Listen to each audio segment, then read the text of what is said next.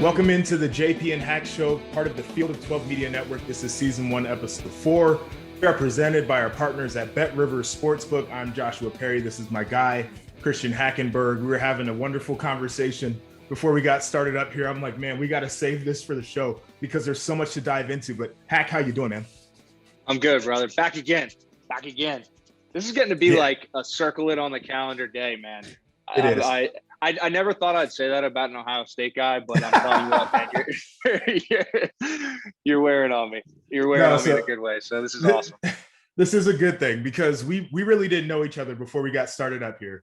I had heard you were a great guy, obviously very knowledgeable, but we have hit it off. We've had some really unique conversations surrounding football and much more. So this is very exciting. Yeah. I got this checked off on my calendar as well. But let's get right into it with a recap of last week's games, just kind of going through the scoreboard here. Illinois was at Virginia. They got their ass beat 42-14. That was not a pretty game. That was an 11 Eastern kickoff too, which just it threw everything off. But yeah, that one was ugly. Youngstown State was at Michigan State. Michigan State won that 42-14. We had the big game, Ohio State 28, Oregon 35. Bad deal there. Minnesota ended up winning their game 31-26 against Miami of Ohio. Northwestern hosted Indiana State. That was a 24-6. Boring affair there. We had Syracuse hosting Rutgers. Rutgers won that 17-7. Purdue was at UConn. And UConn is as miserable of a football program as there is probably right now. I feel bad for those cats, but they got dunked on 49-0. Penn State hosted Ball State, which I thought they looked really good in that game, 44-13. Yep. Nebraska hosting Buffalo, 28-3, and they're starting to look a little bit better. One of the huge games of the weekend and one that we're really going to deep dive into. Iowa was at Iowa State. They won that 27-17. I think they put everybody in America on notice with that game. You got Wisconsin. They were hosting Eastern Michigan, 34-7. You had Indiana hosting Idaho 56-14. They won that one. Maryland beat Howard 62-0. And then finally the nightcap, which again, I think was an informative game in a lot of ways. Michigan beating Washington 31-10. Let's dive into the big games of the week. We'll go in chronological order as they happen, starting with the big noon Fox game, Oregon 35, Ohio State 28. Let me throw these few things out here and then we can discuss. Generally bad ball for Ohio State. And their offense was pretty damn good. Stroud threw for 450 plus yards, 3 receivers over 100 yards. The run game was real lackluster, only 128 yards on the ground. But I think offensively, there was enough firepower that they could hang in the game. Defensively, they gave up over 500 yards. The RPO absolutely murdered them. And that's something that you and I can definitely deep dive into just in terms of the schematics of it. And this is a bad defensive trend from OSU stemming from last season. It's continued into this one. Bottom of college football in defense for Ohio State with a top 10 total offense. This is a really unique place for them to be. And I think all of the questions right now about this program are, what do you do with that defense, Hack? Yeah.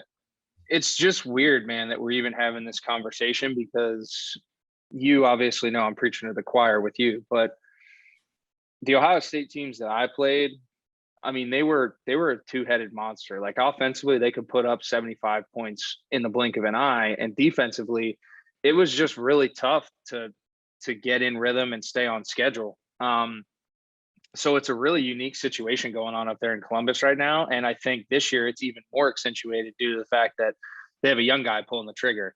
And although that he has made a ton of plays up until this point in the season, and it kind of came off to a rough start early against Minnesota, got his rhythm, but you said it was rainy. It's a big game. He's got some jitters. I thought he settled in really well. And you and I were talking just before this, like I think week 7, CJ Stroud gives them a chance to win that ball game. And that's just a maturity thing. And I think that's like the weird thing for Ohio State right now is their offense can be explosive. They have a young guy who's still growing in the system and still feeling things out and getting a rep and a feel of what it feels like to have that pressure of the game on you and being able to make plays in that moment, because you can try to simulate it all you want. Those guys were playing with nobody in the stands last year. I mean, I think the last game he probably saw with people in the stands was in high school. And there's nothing like that when it comes to the shoe, big time marquee matchup, like huge, like it's just a different thing. So when you get in that situation, you need reps at that. And I thought overall he kept them in that game and played well, but it's like Ohio State doesn't have that defense to be able to make up for his young mistakes that they've had in the past. And it's just going to be really curious. And I think it leaves Ohio State in a vulnerable position throughout the year until CJ takes that next step. And it kind of sucks because you're pushing him along on a path that it takes a while. But I think that their hopes of being able to be in the college football playoff kind of rides on him being able to develop faster than I think a lot of people hope or expect. Let me ask you this, because you see the game totally differently than I would see the game, and you played the position before at a very high level. And we both agree that CJ is a good quarterback who's young. So what do you think he needs to do between now and the end of the year where you want him playing at his best? Like, what are the things that you see that he could be doing better right now? Yeah, I mean, I think like he had a couple of chances to win that game at the end. I mean, I think he missed, was it Wilson or Olave one time or he threw one and he had the other one open. I always get those two mixed up because those two are both incredible. You can change them out. Yeah, they're interchangeable in my eyes. But I think it's just like, those are the things where, and it's hard to explain. It's just a natural progression of guys. Like you eventually start to feel those things in those moments. It's like but it's magnified at the quarterback position because everything goes through you. But it's the same thing for like a left tackle, like or a DB. Like, okay, I got burned on this once. I knew what it felt like. I saw that. It's just that innate ability to kind of take a mental picture, the feeling, the everything that's going on, and then be like, all right, I'm not going to let that happen again. And I think like for him to be able to do what he's been doing, I mean, like you said, he threw for over 450 yards. He did everything in his power with his limited exposure to those experiences to keep Ohio State in that football game. And it's hard because I feel like we're just discrediting Oregon, but I think Oregon came in with a great game plan. They executed really well and they won that football game. But this is a Big Ten podcast, and we are talking about our like George Whitfield in the After Dark show likes to say, the five families are one of our five families from the Big Ten in Ohio State. And it's just hard. Like I said, I don't know how you're going to do it. I don't know how you necessarily have him progress the way he needs to progress in order to be able to make a run at the college football playoff. I just think that ultimately it's going to be him being put in that same situation again against a Penn State, against a Michigan, and against probably one of these sleeper teams, a Michigan State or somebody like that in the Big Ten, where they're in that football game and he now makes that play that puts them over the top. And I think that that's going to put a ton of confidence in him and a ton of confidence in the team. But like I said, it's hard to discredit what he did this week. I mean, I thought he played really, really well, all things considered. Yeah, it's interesting because I think it's the same thing, and it's hard to necessarily pinpoint it. And you described it, but I think that like if you were to put words to it, the best way to describe it is a literal feel for the game. Like you get game reps, like you said, you're able to replicate things differently after you felt a rep. And it's certain things like that interception that he threw on that, it might have been like a 3rd and 18 play. And it's like, would they have been able to convert if he would have thrown the ball away? Who knows? But you have to give yourself another chance. You can't just give the ball away. There. Or a couple of those 4th downs where it was 4th and short. And I know he was kind of a little bit banged up and they're trying to nurse that. But those are opportunities where you pull the ball down and you just take it yourself, and that's what you learn as a veteran player when you take those chances and when you don't. And you said it, and I will echo it. This conversation is not at all to discredit what Oregon did, because they are a legit football team. They have great players. Their defense was down 2 of their best players, and they still played well enough to win that football game on that side of the ball. Their offense gave Ohio State so much trouble. So this isn't necessarily to say that Ohio State should have been head and shoulders better than Oregon. It's to say that this is our podcast to talk about the Big Ten, and Ohio State has some real issues. So this RPO thing is something that we talked about in the last show. We talked about Joe Moorhead and his ability to execute this offense and the difficulties that it puts on defenders. There's always going to be a player in conflict. And Ohio State's game plan to attack it, which I think in theory was a good plan, was to play man-to-man defense, because you get the numbers in the box and it clarifies everything. Because when that linebacker triggers to go get the run, in theory, there should be somebody that has on-body coverage on disrupt the timing. read. Yeah, you disrupt the timing of it. But the biggest thing that I saw from Ohio State's defense is a bunch of guys who were playing a step too slow. And I've had this conversation for like 2 or 3 days now on Twitter about Ohio State's defense. And everybody's like, we gotta throw out the single high coverage.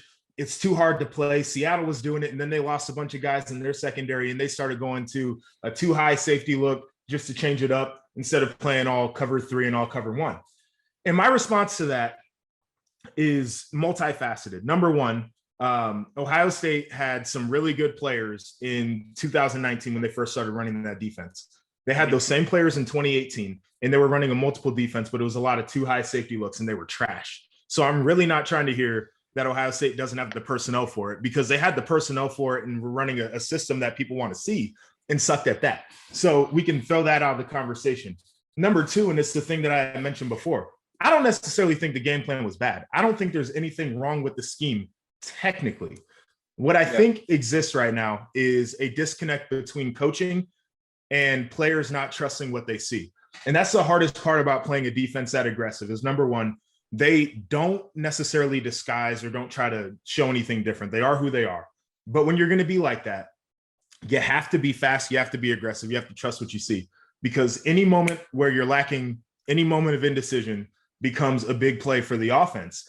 And quite frankly, that's what we saw. And we can go through all the stats. I feel like we don't necessarily need to do that. But I don't have a lot of confidence that this is a situation that's going to get fixed anytime soon. Yeah, I mean, it's almost really, it's because, I mean, you can have that argument about like, all right, are we going to be a quarters team that's going to bend, don't break, and, do our thing? Or are we going to get in the box? Are we going to create some exotic pressures? Are we going to do some other things like that? But at the end of the day, like, and this is something I got taught on my freshman year with Bill, is that like football is a pretty easy game, man. I mean, it's about three things. It's about numbers, leverage, and matchups. So like defensively, if you're going to go single high, like I'm going to throw the football and I'm going to figure out ways how to protect things up, because you guys are giving something up on the back end. If you go too high, I'm going to do my damnedest to run the football. Absolutely. Because you're giving up a hat in the box. So like, it's a double-edged sword, man. And I think you brought up a really good point, is that the scheme's the scheme, and you can fit a scheme around all kinds of personnel, right? Like, okay, this is what we do really well, so this is what we're going to do, or this is what we, or maybe someone doesn't even evaluate. We have these types of players. We're just going to put them in there and see what happens, right? And I think that's where it comes down to it. And I think you made a great point, is that there is some type of disconnect. And no matter what the scheme is, players play. And in order to execute at a high level, players need to play fast. You need to eliminate thinking, like you were saying. And I think that's such a fantastic point. And even if you have to go a little bit more simplistic, at Ohio State, to your point, you still have the personnel to be able to basically line up, roll them out in the field, and play with anybody. It's Ohio State, right? That's what we do. And it's like one of those things where, maybe there's a little bit of a self-reflection that needs to go on up there in these next couple of weeks, and see, okay, let's get back to the basics. Let's let these kids fly around and make plays. Let's just line them up, base calls, and let them fly around and make plays, and see what we do well. And let's stick to that, and then build around it as they get a little more confident, as they start playing a step faster.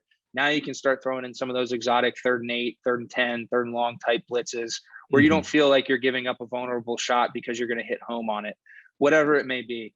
I think they just need to find out what that identity is and what scheme and style fits their players well enough for them to play at an elite level of speed, which is what they've collected from a talent standpoint on that side of the football. Yeah, I've got just a few comments off of that, and then I'll end this off with a question. But first comment, you talked about at Ohio State, you should be able to just go out there and play something and it doesn't matter. And you would know this from preparing against us, but we played cover 4, basically 80% of our snaps, and everybody knew what we were in, but we just knew we were going to execute it better than anybody. We knew based off of what the offense was lined up in, what their tendencies were down in distance, everything, like we had a beat on what they were going to do. So our thinking wasn't about what our responsibility was defensively. It's about where the offense was going to try to attack us that play. And I think that really works. Number 2, you mentioned in a too high system that you lose the numbers in the box. Ohio State this year, their issue is defending the run. Like Mo Ibrahim went off, and then CJ Verdell and all these guys from Oregon went off in the run game. Too high safeties ain't going to fix that problem. They gave up 200 yards on the ground in back-to-back games. I haven't like that's unheard of at Ohio State. It's the worst run defense Ohio State's had in ages. Like somebody pulled out a crazy stat about how bad this defense is just from the numbers standpoint. But I feel like that is definitely not a fix.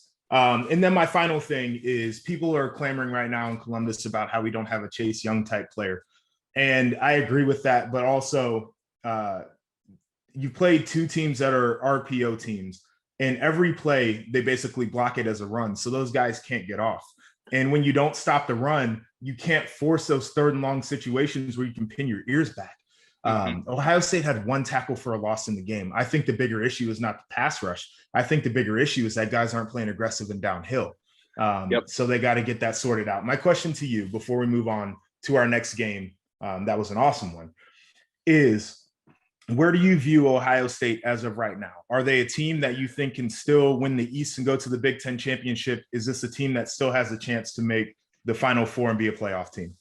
Yeah, and I think like obviously like all of this banter about Ohio State heading after this loss is like, oh my gosh, right? Because when's the last time Ohio State has suffered a week 2 or week 3 loss? It's been a while, right? Yep. So for me, yes, I still have them. And I was texting you earlier, like I kind of did like a tiered ranking, like they're still in tier 1, right? Yeah. For me in the East, they still have a chance. But like I said, this is the year for somebody in the East, whether it be Penn State, whether it be Michigan, whether it be a sleeper in Michigan State who somehow pulls a Cinderella story. Yeah. This is the year in the East where Ohio State has shown a chink in their armor, and it can be exposed, or Ohio State can go to work and clean things up and keep about their business. So that's kind of where I see it. I don't think it's a hit the panic button. They ran into a great team who schemed them up really well with an offensive coordinator who had familiarity with them, and Joe Moorhead, who was at Penn State the last time Penn State beat them. So it was kind of just this whirlwind of perfect situation. Defense wasn't playing great. Young quarterback still getting his feet wet.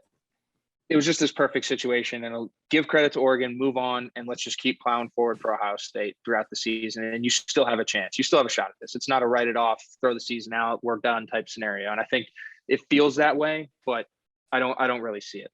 Yeah, I'm with you. I think especially when it comes to the Big Ten, all of their goals are right in front of them. The national picture gets a little bit more cloudy because you need some things to happen around you if you're Ohio State. Right. But I tend to agree with you. Go out there, win the rest of your games, and then you can evaluate at the end of the year. Let me tell you about our sponsors over at BetRivers Sportsbook. If you haven't signed up yet, BetRivers is offering a $250 match bonus for your first deposit. But what sets them apart from everyone else is that they require just one playthrough to turn that bonus into cash money. With their new Rush Pay instant approval, withdrawals are not only fast, they are safe, secure, and reliable. Go to betrivers.com today or download the BetRivers iOS app. Must be 21 years or older. Gambling problem, call 1-800-GAMBLER. Let's move on to this one, 27-17. Iowa really in control of that game against Iowa State, the Cy-Hawk rivalry game. Iowa, in my opinion, is wearing the crown of the conference right now. They are the best team through 2 weeks. And they've done it basically off of defense, forced 3 interceptions in that game, had a scoop and score. They're just a patient team until it's time to pounce on that side of the ball. Now, where things get a little bit tricky and where our discussion probably is going to go is they are abysmal offensively. They are awful. Only accumulated 173 total yards on 14 drives. I had to do a deep dive into the numbers on this because I'm trying to make sense of it. So their quarterback, Spencer Petras, threw for 106 yards. Their longest drive by far was 71 yards. And then they had 4 of 14 drives, which only consumed 10 or more yards. So the rest of their 10 out of their 14 drives were 10 yards or less. They went 3 and out 6 times in that game. And then this is a wild part, because it's not like they're trying to work the ball down a long field most of the time. Their average drive start was its own 42-yard line. So they really didn't have a ton of real estate that they were trying to chew up. It's their defense leading this team, and then their offense is like really holding on, just trying not to give the game away. And they're playing Robin. They are. And I say this as a team who's in control of games, but that offense really has to make you nervous. Yeah, I mean, that's my thing. I know everyone's, all on the Iowa bandwagon. But I look at it as that brand of football, and if that's your winning formula, that's not sustainable. Because you are going to run into, because at the end of the day, let's be honest, Indiana's been struggling offensively. They had high expectations, huge expectations coming into this year, showed some weaknesses, and still, they won, but something you noted, Penix threw for 68, 70 yards this week. Right. They just haven't really shown any explosiveness on offense to be able to take them over the hump. And what I was most disappointed in talking about this game on Saturday night was how Iowa State didn't sit there and watch that tape and go, the only thing we have to do is not turn the football over and give them a short field. That's the only thing you have to do, and you have a chance to win this ball game, right? Seriously. And they did it 4 times. They had 3 interceptions and a fumble. Like, you cannot do that if that's what you're seeing on tape. And that's where I was a little disappointed in Iowa State coming into this game. Again, not to discredit Iowa's defense. They've been playing lights out. I would venture to say they're probably leading the country in takeaways, or if not, they're up there. No, they got to be leading the country. They got to be leading the country in takeaways, and probably scoring defense too. So I just don't necessarily think that's sustainable when you get into the meat of the Big Ten conference. Now, maybe in the West, it might be. It'll be interesting seeing them hit a Wisconsin team or someone like that, or Purdue, maybe, if Purdue keeps firing on all cylinders, or a Minnesota. But, I think when you start running into the juggernauts of the Big Ten, the Penn States, the Michigans, the Ohio States, they're going to be able to roll out and make some plays. And if you do have 3 and outs, it's not like the other team's not going to be able to turn that into points, or a couple of those into points. So to me, and no one's really capitalized. Petras has done a good job of not turning the football over, and that side of it, like not losing the game, like you said. But I just don't think it's sustainable. You have to show some offensive firepower to be able to compete on the national level. And I just think there's too many good teams from a talent standpoint on a roster in the Big Ten, top to bottom, that can avoid the turnovers and ultimately turn it into a track meet that Iowa's not prepared to run. Yeah, and I agree with that. And to your point, looking at what Iowa scored off of in that game, they had an interception, and then they turned that into a touchdown off of a 49-yard drive. They had an interception that they turned into a field goal, which they lost 8 yards on that drive and were still able to kick the field goal. And then they had an interception. They went 18 yards and they kicked a field goal. They had a touchdown on defense. Like, that right there is literally the formula. If you're going to beat Iowa, is don't turn the ball over. Literally do not turn, because they can't move the ball. But you know this, I know this. A lot easier said than done. It's not a coincidence that they're taking the football away. They are forcing teams into this situation. It's just like you said, if you're an offense, you have to, your game plan coming in all week in practice. If your pass isn't there, throw the ball away. If you're a running back, after that first contact, you're wrapping the ball, cover that thing up, because they're going to try to take it from you either way. But it's wild. I don't think it's sustainable either as you get down the line.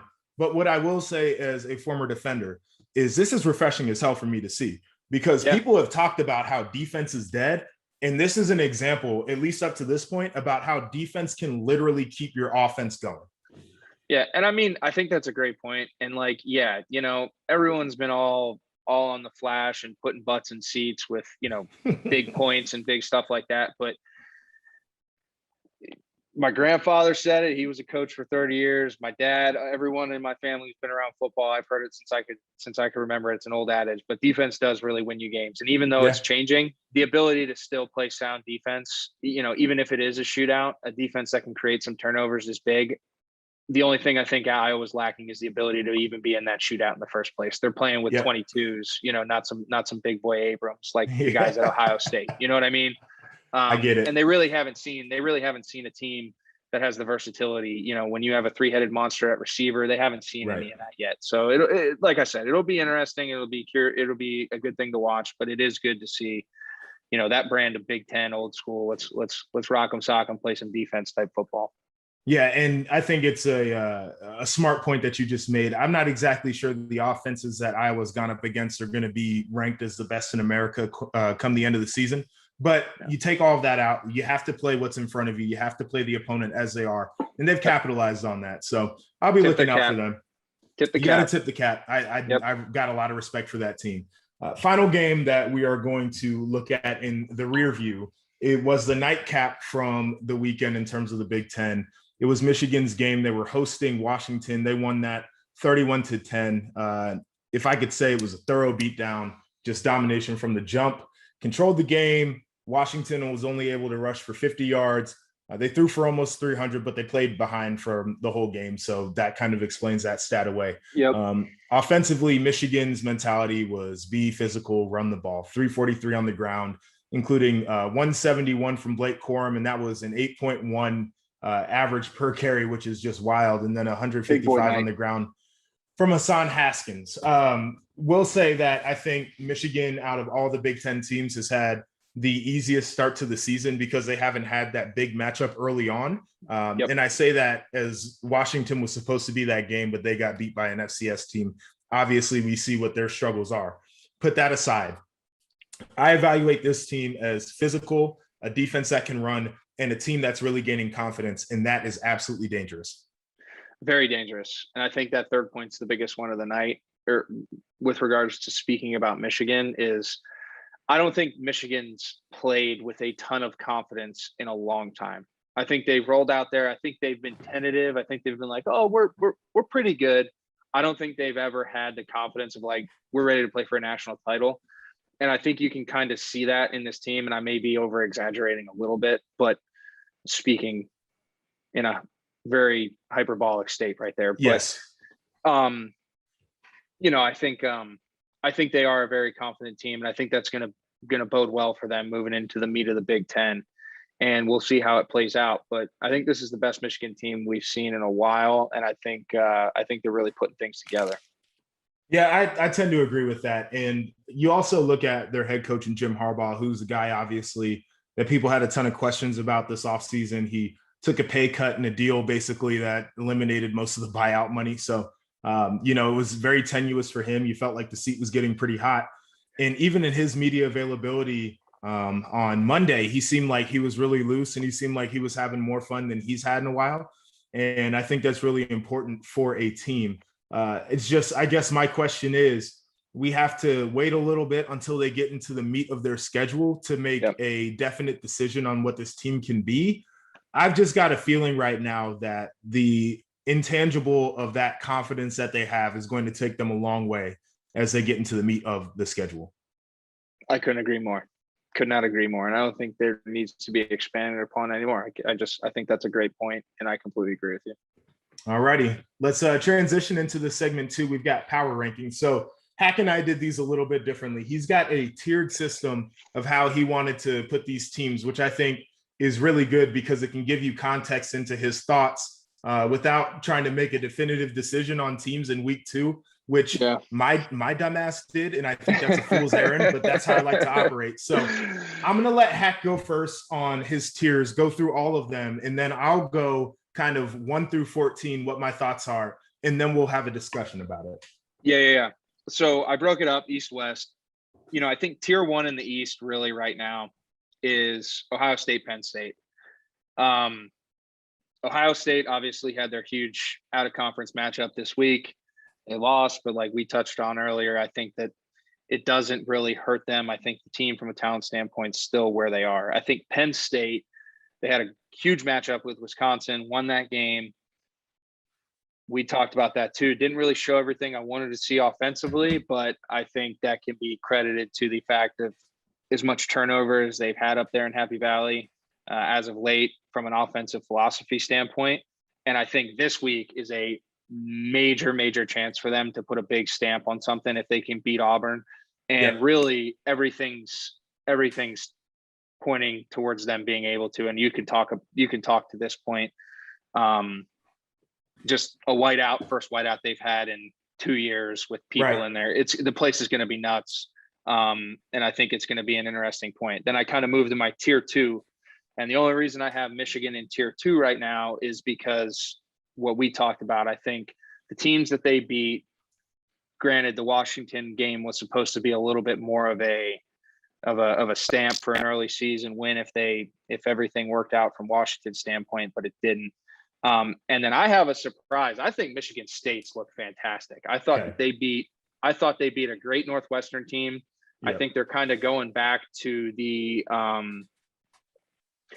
glory days of D'Antonio offensively, where they're running the football, working off play action. They got some guys outside that can run. They got a quarterback who can facilitate it a little bit. They're not asking them to do too much, but he's making plays when they're in front of him. He's keeping the team on schedule. And, they're running the football. They're really physical up front. So I have them as a tier 2 team just because of what they've done up until this point. Good. Then my tier 3, which is it's weird because I kind of have like I'm a huge buyer in Maryland and Rutgers right now. And one thing I did mention is I don't think Rutgers has the firepower offensively that Maryland does. But what I do buy right now is Rutgers defense. I think Shiano's done a great job instilling a mindset in that side of the football that's going to be able to keep them in a lot of football games. And I don't think that they're so handcuffed offensively that they can't get some things done. And then the bottom of that tier 3 for me is Indiana. It's so crazy because in the first week we're talking about Indiana and high expectations, but it just really hasn't gotten any better from week 1 to me in my perspective. And I think there's going to be some big soul searching there. And then you shift over to the West. I have my tier 1 as Wisconsin, Iowa, and I still have Minnesota up there. I know that they kind of struggled a little bit this past week. They still won the game. A win's a win. And obviously the loss of Mo is a big thing for them. But let me jump in on that believer. Go ahead. As well. Historically, PJ Flex teams have ramped up throughout the year. That year in 2019, where they had that phenomenal year, they were in some tussles with some teams they shouldn't have been. So I don't necessarily think that it is I don't think it's crazy for you to still have them as a tier 1 team in the West because PJ's teams historically get better as the year goes on. Exactly. And that's what I was going to say is I'm such a big buyer in PJ Fleck and his ability to prepare his team and have those guys motivated and ready to play. My tier 2, lone survivor in Purdue. I think Purdue's done some really good things, and we're going to touch on this a little bit later, but Purdue has an incredible opportunity this week against a hurting 2-0 Notre Dame team, which is weird to say, but that team I think is in a lot of disarray. I think there's a lot of question marks. They have a lot of national pressure, and I think Purdue is in a perfect situation just to be sitting there in the brushes, just waiting to take down number 12.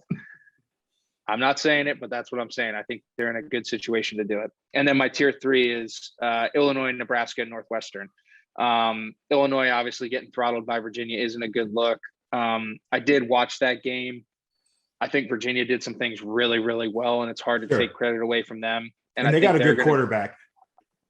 I think they're going to be a sleeper in the ACC. I think Bronco, from a defensive standpoint, is going to have them playing fast, playing really confident.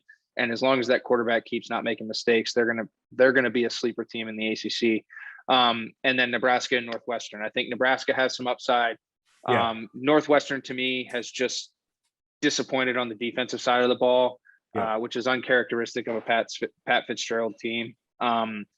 But I do kind of put them a little bit ahead of Illinois right now, and just, and we'll see how that all plays out. But that's kind of how I envision it right now, with just some tiers, and it's early, and we'll see what happens, and we'll see how the year plays out. All right, so I don't disagree with you actually on anything. Actually, it's really interesting because I did them 1 through 14, but if I were to tier them out, it would have been the same thing. And a common theme that I think we both have on our list is that the East has a higher floor than the West. I think the East teams are definitely better than the West teams are. That's offense and defense. I feel like I have more confidence if we were to line them up, who we think the top teams in the East are versus the top teams in the West, and the East would be ahead. But as I have it, I've got Iowa as the number 1 team. I talked about that, but I think they earned that spot. They're undefeated. They've got wins over 2 top 20 teams at the time they played. Their defense is lights out. Got questions about that offense, but I literally cannot discredit them because they have won some big games. Number 2 is Ohio State. And if this is the interesting part, is if I'm putting Ohio State and Iowa in a game head to head on a neutral field, I'm not exactly sure that Ohio State wouldn't be favored and they wouldn't win that game. But Ohio State is 1-1 right now, and they showed that they have some real issues that they got to get tightened up. My number 3 team is Penn State, and it's for all the reasons that you said. I think they're talented. I really think their defense is coming along. Still have a couple of questions about them offensively, but overall, I think they're a well put together team. Number 4 is Michigan, and Michigan has done up to this point everything that we have expected them to do. They have handled lower competition, which is great. I think they're playing energized. I talked about the confidence. I'm putting them in that number 4 spot. I think there's questions, but I'm there with you. Number 5 is Michigan State for me. Yep. And I'm a buyer like you are. And at the beginning of the year, I had them finishing in the basement of the East. Imagine that. I thought they were a basement team. Yeah. I mean, first 2 games come out, first play of offense, they score in both games. Their defense is much improved. Offensively, they were just miserable to watch last year, and I think they're fun this year. Yeah. Number 6 team is Wisconsin, and I simply put them there because I believe that their defense can give people issues. I think they have some serious things to figure out on the offensive side of the ball. Their running back, the transfer guy from, I think it was Clemson, I think his name is Ches Malusi. I think he's a good player, but outside of that, offensively, it's some real question marks there. Yeah, they're the typical Wisconsin team that's going to be able to run the football offensively. But it's just going to, whether they're going to make noise is going to depend on if the quarterback and those receivers can make some plays. That's it. Number 7, I got Maryland, and I'm like you, I'm a buyer. I had them finishing second to last in the East. That is no longer the case. And again, like I said, I think the East is top heavy. I think Maryland's one of those teams right now, though, that if they finish, 4th in the East, I don't necessarily think that's a surprise. That's the hard part. If Rutgers and Maryland finish at the in that bottom 3rd tier in the East, that's not a bad thing right now. No, they're not bad teams. They're good football teams. Yeah. It's just that, yeah. Yeah, it's just tough over there. And I think the thing about Maryland that I like is they have figured out ways to eliminate mistakes. They're not getting as many penalties, and they're not turning the ball over at all. And that's huge for them because the biggest thing holding them back was the turnovers. They're explosive. My number 8 team, and I've got 8 and 9 right here, are super close in my mind. And I'm just holding out hope because I like the defense a little bit better on this number 8 team, but it's Indiana. I just think the way that Tom Allen coaches defense, that stuff carries. Even in their game against Iowa, I thought their defense played well. They took the ball away a couple of times. They just got no help offensively. And that leads into my number 9 team, which is Minnesota. And you talked about it. I talked about it. PJ's teams progressed throughout the year, so I don't see them actually as finishing at this spot, just as I evaluate it right now. It was too close for comfort against a MAC opponent. And it's a weird feeling there. Yeah. Number 10 is Purdue. And I'm with you. I think they are a riser. They are exceeding expectations right now. I still get nervous about Purdue, though. It's hard not to. It is. I got to see their defense really get tested. I know their offense is probably going to move the ball, but it's just something about it. I'm not quite confident to really bump them up quite yet. 11 is Rutgers. And I wish it wasn't 11 for me. I really wish it wasn't. But they are another team that I think is troubled offensively. I love the toughness. I love the grit. I love the defense. I love Greg Schiano. I can't say I love what they're doing on offense right now. Yeah. Yep. I think that's where Rutgers is. And we've said this, or at least I have. I think they're in the infant stages of a 5-year plan. I think in 5 years, Rutgers is going to be a completely different topic in the Big Ten, especially in the East. Totally agree. Yeah, and they got that 4-star quarterback who skipped his high school year like Quinn Ewers did to take some NIL deals up there in New Jersey. So I know they're excited about that kind of thing happening there. 12 is Nebraska. Like you said, I think they've shown signs of improvement, not quite ready to get there. And they've got a huge opponent in Oklahoma coming up, and that might just knock their expectations down again. Northwestern sitting there at 13. Defensively, they're not what they should be, which is a shame. Offensively, they're just pitiful. Their first game wasn't pitiful. This second game was. They're playing an FCS opponent, and their offense came out to a rousing start, and then they just completely sputtered out. And it was surprising to see their offense look that bad at times. And then 14 is Illinois. And I had some confidence. I was feeling good about this team. I think that they have one of the better coaches in the conference. I think that they run practice really well. They are not there yet. And I think this is another situation similar to Rutgers, where if we talk about this team in 3 years, I think they're in a way better position than they are right now. They simply just don't have it. Yep, I agree with you. I completely agree. Yeah. I mean, this is I think we're kind of on the same wavelength, just evaluating these teams. The thing that's always interesting about doing these rankings is what they look like at the end of the year. I know.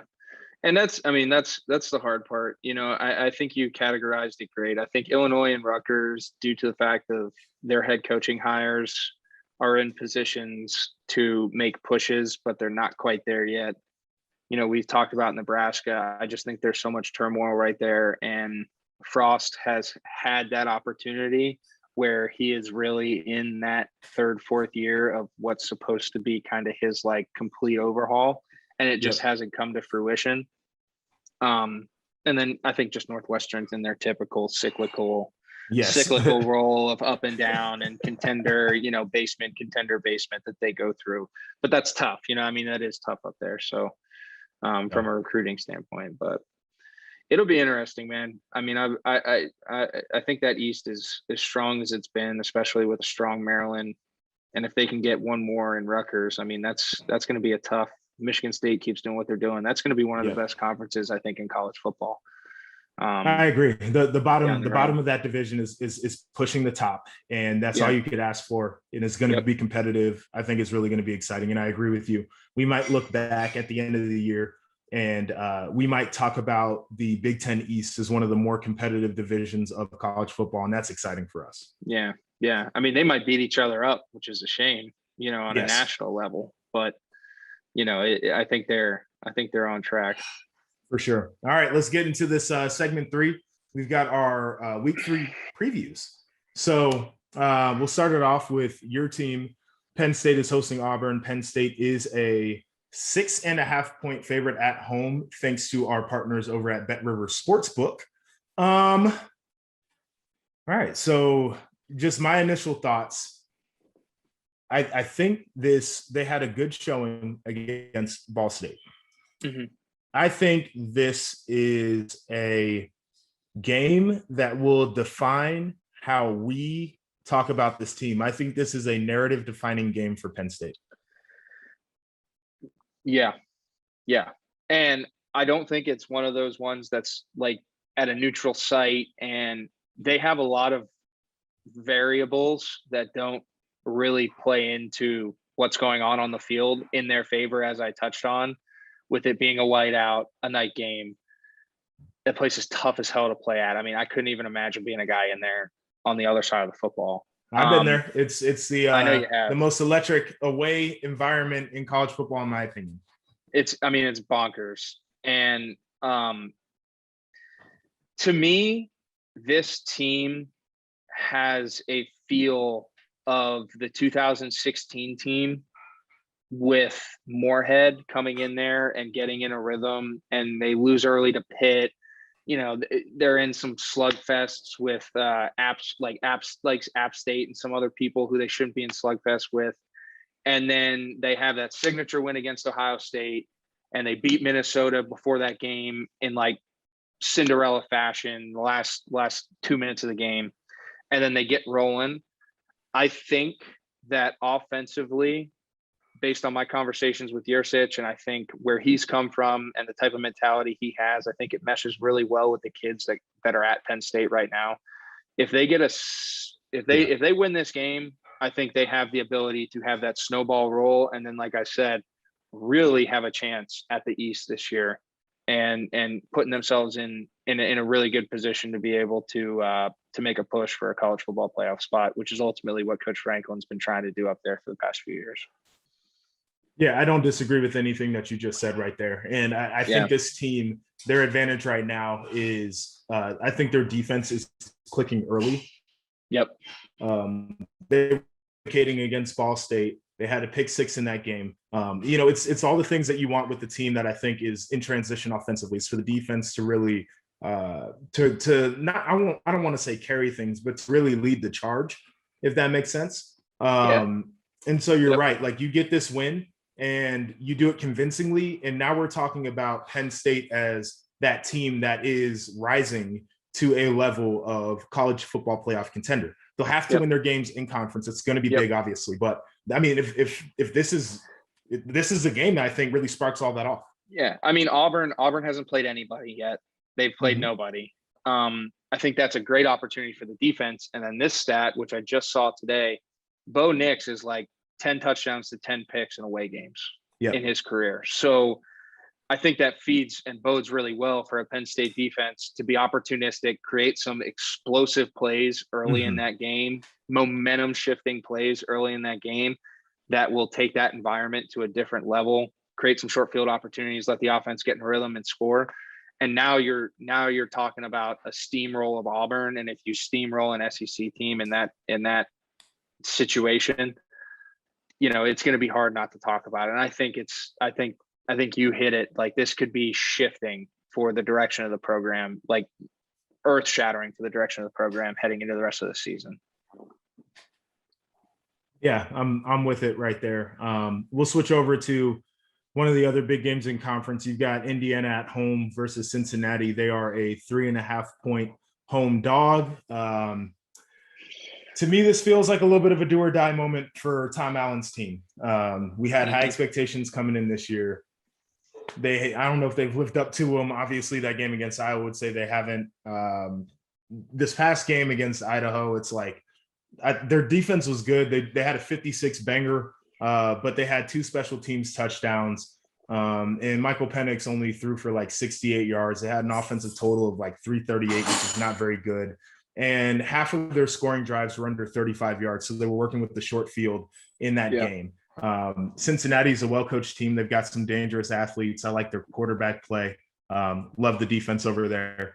So this one is really intriguing because if Tom Allen's team loses this game, you feel like a lot of people are probably going to throw him in the garbage for this year. Yeah, I agree with that statement. But, again, I think it's another opportunity. Cincinnati kind of started slow last week. They did. It was uncharacteristically slow.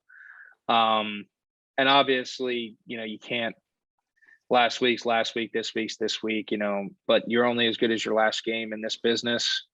And that's definitely in the back of Indiana's brain, and probably in the coach's forefront when they're game planning and talking about how they're going to approach this. So I think if Indiana has an opportunity to jump out early, create some explosive plays, create some momentum early, I think it would be interesting. And I just hope that it goes back to like the Indiana Penn State game last year, where it just turns into an absolute shootout. And you just see defenses are struggling a little bit. Whichever defense can come up with a big play is going to ultimately tip the scale of the game. I hope it turns out to be that way, because I think that'll be good for the conference. I think it'll be good for Indiana. I think if it turns out like that, even if Indiana comes up a little short, I don't think it turns into a throwaway. But I think if you get romped by Cincinnati at home, it's Yeah, I think things are looking things are looking real bad up there right now, if that's the Yeah, case. I think that's the biggest thing to avoid. Like, obviously, a loss would be no good because then they'd have 2 losses early on in the year.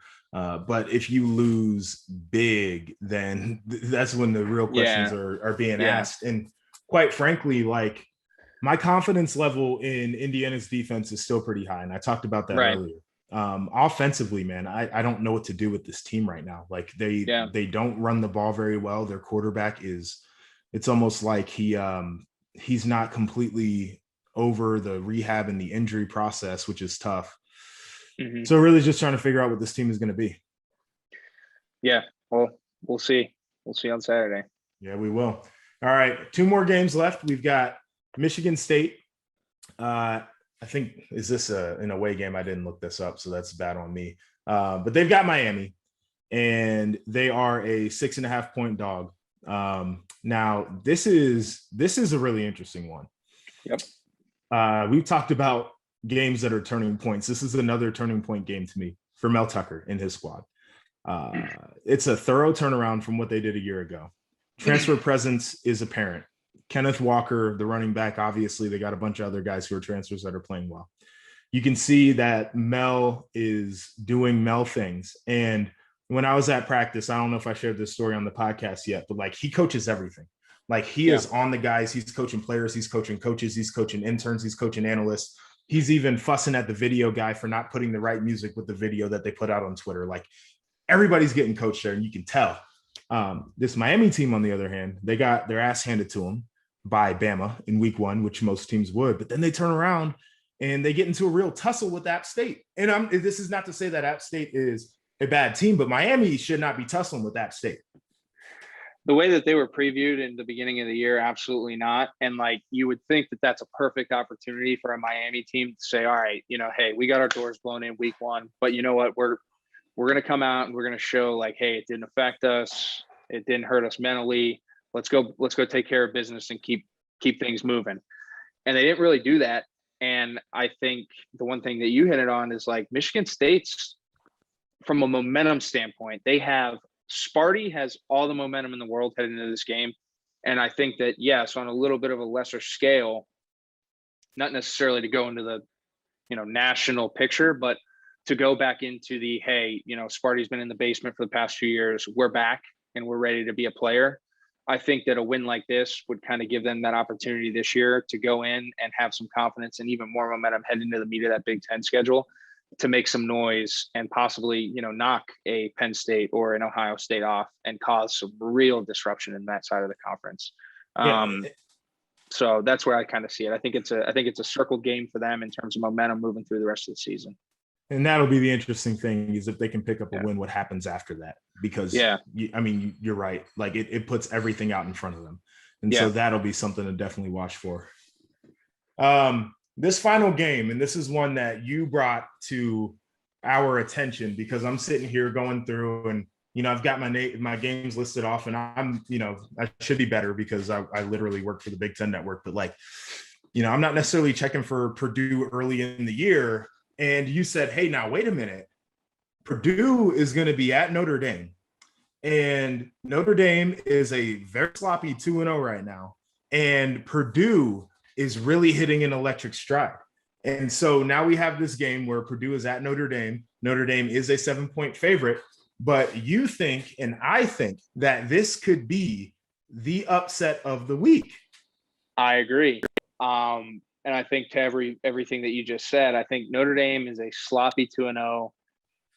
I think based upon the way all the messaging and everything coming out of Notre Dame right now is very, very negative for a 2-0 team. And I think it's just like, it's one of those perfect storms, man, for a Purdue team to go in there and really knock number 12 off, because just where they're at. I think had they beat Florida State convincingly and then, did their thing last week and been on a roll, I don't think we even talk about this game. But it's just, I think Brian's really doing some soul searching. He's really hard on that team. I think the team's feeling the pressure from him, obviously.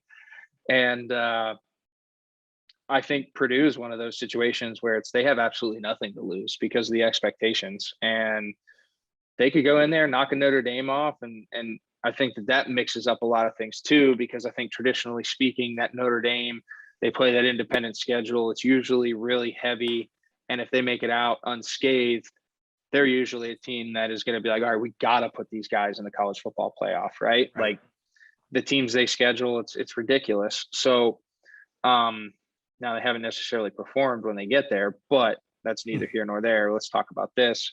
Is I think for Purdue, they could knock that out, take that contender out of that completely. And now, you know, just kind of cross-referencing back to the beginning of this conversation, I think that opens up the door more for somebody in the East or a one-loss Ohio State or somebody like that to really make a case to get in there, just from a bigger picture of the conference, if this were to happen. Yeah, and just kind of hitting on that perfect storm that you had mentioned. We talked about the sloppy 2-0 for Notre Dame. So you got that first game against Florida State, which everybody watched. And, you know, Notre Dame let that become a game with 4 minutes left in the third quarter. And Florida State turns around and they lose to Jacksonville State. And so you ask the question like, man, okay, like what happened there? Okay, well, you know, Mackenzie Milton and the whole deal. And like, that was a great story. So you kind of give him a pass, but then you get into week 2 and Toledo's leading in that game. And you're like, what the hell am I looking at on my television? It takes a Jake Cohn dislocated finger, pop back in, throw a dot with 2 minutes left to win the game. Yeah, like, you know, throw that thing back in there. So that puts us in this situation where now you've got a Purdue team that you feel like is hot. Offensively, I've always respected what they can do. They seem to always have an athlete that can just give you a lot of issues. Right now, that guy is David Bell. He had like 3 touchdowns and went over 100 yards in the first half of that game against UConn. Again, UConn's an absolute dog, but you know, it's hard to get stats like that regardless, especially in one half of football. I mean, they beat Oregon State in week 1. Yeah. Like, I mean, you know, it's kind of out of my realm that I pay attention to, but still, I mean, they got there, they beat Oregon State. It's a name. They've been traditionally a noisemaker in college football, and they beat them 30-21. And to your point, I mean, David Bell played great. Plummer played great that game. You know, and then you roll in, you beat a UConn team that's really, really hurting, but you beat them pretty convincingly. And I think you have a lot of confidence heading into this one.